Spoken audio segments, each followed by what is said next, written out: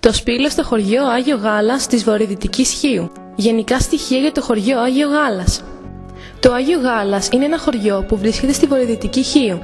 Από την πόλη της Χίου απέχει 70 χιλιόμετρα. Είναι ένα από τα 19 χωριά που είναι χτισμένα στις παρυφές του όρου Σαμανή. Αρχαιολογική θεώρηση του σπηλαίου του Αγίου Γάλακτος ή της Αγιογαλούσενας. Στο Άγιο Γάλας ο επισκέπτης θαυμάζει τον Βυζαντινό ναό της Παναγίας της Αγιογαλούσενας με τις ωραίες τοιχογραφίες, ο οποίος χτίστηκε τον 12ο ή τον 13ο αιώνα και υπήρξε κατά το παρελθόν καθολικό, κεντρικός δηλαδή ναός παλιού μοναστηριού. Η εκκλησία της Παναγίας απολύγει σε στόμιο ελικοειδού σπηλαίου για το οποίο φημίζεται το χωριό. Το σπήλαιο είναι εξαιρετικό. Πρόκειται για έναν επισκέψιμο χώρο που επεκτείνεται σε μήκος 250 μέτρων. Πάνω από το σπήλαιο είναι χτισμένο το χωριό, το οποίο πήρε το όνομα Άγιο Γάλας από το αγίασμα που αναβλύζει εντός του σπηλαίου. Πρόκειται για το άσπρο γαλακτώδες υγρό που στάζουν οι σταλακτίτες που υπάρχουν στο σπήλαιο. Το υγρό αυτό το συγκεντρώνουν οι προσκυνητές με βαμβάκι, γιατί το θεωρούν ως το γάλα της Παναγίας. Σύμφωνα με τα αρχαιολογικά ευρήματα των ανασκαφών του 1938 που πραγματοποιήθηκαν από τη Βρετανική Αρχαιολογική Σχολή Αθηνών, το σπήλαιο πρωτοκατοικήθηκε το 6000 π.Χ., στα προϊστορικά δηλαδή χρόνια. Αυτός ο χώρος χρησιμοποιήθηκε ως ιερό από την αρχαϊκή ως τη ρωμαϊκή εποχή. Στο συμπέρασμα αυτό μας οδηγούν τα κομμάτια από πύληνα αγγεία, οστά ζώων κτλ. Που βρέθηκαν εντός του σπηλαίου. Τα ευρήματα αυτά εκτίθενται στο Αρχαιολογικό Μουσείο της Χίου. Πρόσφατες ανασκαφικές εργασίες που πραγματοποιήθηκαν το φθινόπωρο του 2004 από την Εφορία Σπηλαιολογίας έφεραν στο φως και νέα ευρήματα μεγάλης αρχαιολογικής αξίας. Οι ειδικοί επιστήμονες, σπηλαιολόγοι και ανθρωπολόγοι του Υπουργείου Πολιτισμού εκτιμούν ότι ανήκουν σε εποχή παλαιότερη του 3000 π.Χ., τότε που η Χίος ήταν ενωμένη με την απέναντι μικρασιατική ακτή 3.000 έως 5.000 π.Χ. Τα νέα σημαντικά ευρήματα είναι όστρακα, κεραμικά και θαλασσινά εργαλεία καθημερινής χρήσης και σκελετή ζώων της ταιριάς, όπως ελαφιών, αρκούδων και λεοπαρδάλων. Μετά την καταγραφή, τη μελέτη και την αξιολόγησή τους, τα νέα αυτά ευρήματα εκτίθενται στο Αρχαιολογικό Μουσείο της Χίου. Από τα βυζαντινά χρόνια μέχρι και τις μέρες μας, το σπήλαιο είναι τόπος χριστιανικής λατρείας, αφιερωμένο στην Παναγία και την Αγία Άννα. Σπηλαιολογική θεώρηση του σπηλαίου του Αγίου Γάλακτος ή της Αγιογαλούσενας. Το σπήλαιο του Αγίου Γάλακτος είναι σύμφωνα με τους ειδικούς ένα από τα σημαντικότερα και πλέον ενδιαφέροντα σπήλαια στην Ελλάδα. Διακρίνεται για την ιδιαίτερη αρχιτεκτονική του, μιας και αποτελείται από 3 σπήλαια: το κάτω, το μεσαίο και το άνω. Αυτά τα 3 σπήλαια διακρίνονται ανάλογα με τη μορφολογία τους, σε κατακόρυφο, σε οριζόντιο και σε λιμναίο σπήλαιο αντίστοιχα.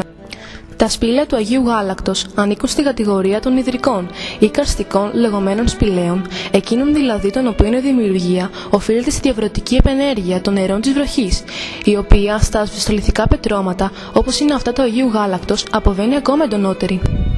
Το κάτω σπήλαιο βρίσκεται σε υψόμετρο 163 μέτρων πάνω από την επιφάνεια της θάλασσας. Η τοπική παράδοση το θέλει να φτάνει δυτικά μέχρι την ακτή του χωρίου Μελανιός, βόρεια μέχρι τον παλαιό ναό της Αγίας Βαρβάρας ή ακόμα μέχρι και την παραλία του Αγίου Γεωργίου του Κρασά στο χωριό Νενιτούρια. Η απόσταση και στις δύο περιπτώσεις υπερβαίνει τα 3,5 χιλιόμετρα. Παρ' όλα αυτά, το διαπιστωμένο μήκος του κάτω σπηλαίου ανέρχεται στα 120 μέτρα, το συνολικό μήκος των διαδρομών του στα 500 μέτρα και το συνολικό εμβαδόν του στα 1000 τετραγωνικά μέτρα. Το κάτω σπήλαιο είναι πλούσιο σε σταλακτίτες και σταλαγμίτες, στήλες διαφόρων σχημάτων και χρωμάτων, εντυπωσιακά κυλώματα και εναλλαγές σχημάτων των βράχων στις οροφές και τις πλευρές καθ' όλη την έκταση. Όλα αυτά υποδηλώνονται με χαρακτηριστικές ονομασίες.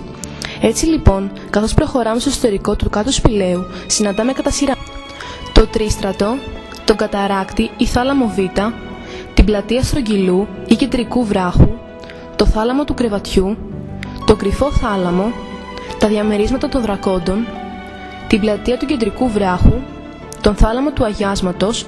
Στο κέντρο του θαλάμου αυτού υπάρχει παλαιό πύληνο δοχείο γεμάτο με κατακάθαρο νερό, τον θάλαμο της κρυφής στήλης, την αίθουσα Β ή μεγάλο θάλαμο, τον διάδρομο του Τούρκου, το μυστηριώδη διάδρομο ή θάλαμο, την ωραία πύλη, την Καθεδράλη, το θάλαμο των Γεφύρων, το θάλαμο του Εξώστη και το θάλαμο του Εύζωνα.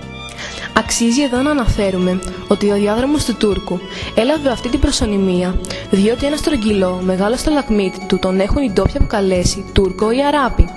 Η παράδοση λέει πως ήταν ένας από τους Τούρκους, όπου είχε εισέλθει εντός του σπηλαίου το 1822 κατά τη σφαγή των κατοίκων της Χίου, καταδιώκοντάς τους εδώ κρυμμένους χριστιανούς, και η Παναγία τότε τον εμαρμάρωσε πρέπει δε, σύμφωνα πάντα με τη λαϊκή δοξασία, ο διερχόμενος από εδώ να του πετάξει μια πέτρα. Το μεσαίο σπήλαιο βρίσκεται 14 μέτρα υψηλότερα από το κάτω σπήλαιο.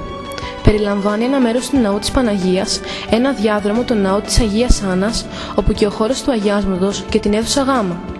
Έχει συνολικό μήκος 27 περίπου μέτρα, ενώ το ευαδόν του υπερβαίνει τα 143 τετραγωνικά μέτρα. Μολονότι ο επισκέπτης μένει με την εντύπωση ότι το μεσαίο και το κάτω σπήλαιο δεν επικοινωνούν, εντούτοις επισημάνθηκε από τους μελετητές σύραγγα επικοινωνίας. Το άνω σπήλαιο, του οποίου και αυτή η ύπαρξη είναι άγνωστη στους περισσότερους, παραμένει σπηλαιολογικά και αρχαιολογικά ανεξερεύνητο. Βρίσκεται 6 μέτρα ψηλότερα από τα προκτίσματα του ναού της Παναγίας. Σε αυτό μπαίνει κανείς έρχοντας από δυσδιάκριτη οπή διαστάσεων 0,45 πλάτους και 0,65 μέτρων ύψους. Το σπήλαιο αυτό είναι εκείνο που επικοινωνούσε με το χωριό με κρυφή σύραγγα και στο οποίο κατέφευγαν οι κάτοικοι για να αμυνθούν από τους εχθρούς μέσω ενός μικρού ανοίγματος που αποκαλείται πολεμίστρα. Διακρίνεται σε 3 τμήματα. Το βόρειο τμήμα συνολικού εμβαδού 127 τετραγωνικών μέτρων κοίταται πάνω από το τμήμα του μεσαίου σπηλαίου, όπου και το παρεκκλήσι της Αγίας Άννας. Είναι ανενεργό όπως και τα υπόλοιπα τμήματα, χωρίς κανένα ίχνος σταγονοροής.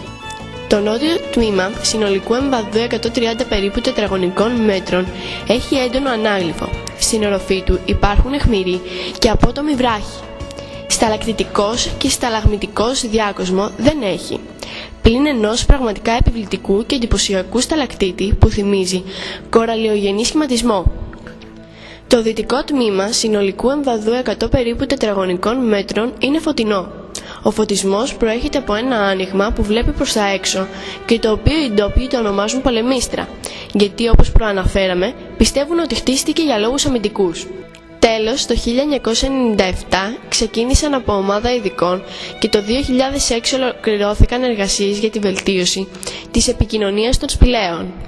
Στόχος της τότε νομαρχιακής αυτοδιοίκησης Χίου, που ενέταξε το έργο για χρηματοδότηση στο τρίτο κοινοτικό λεγόμενο πλαίσιο στήριξης, ήταν η τουριστική αξιοποίηση και η διάσωση του σπηλαίου.